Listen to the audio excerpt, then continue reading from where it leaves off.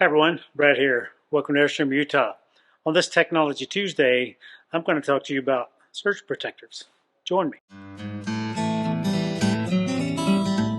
We get asked all the time, do you need a surge protector? And there's a myriad of models out there, manufacturers and brands, but if you read your Airstream manual, in the very back of it, you have a frequently asked questions section, and it asks, should I use a surge protector for my power cord? So basically what happens is this plugs into the power box at a campground.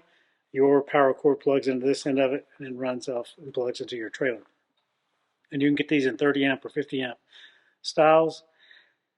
The feedback is you don't necessarily need one because your Airstream is protected by circuit breakers. So if you have a surge of power, it would trip the circuit breaker, therefore not hurting the rig.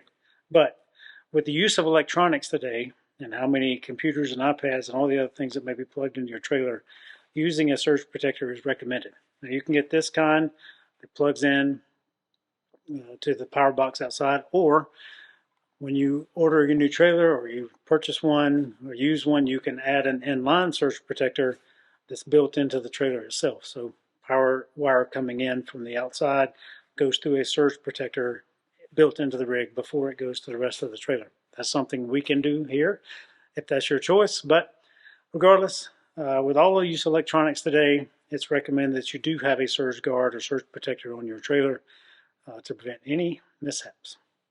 If you have any questions about this surge protector or anything else about your trailer, please give us a call, check out our website, or better yet, stop by. We'd love to help you out in person.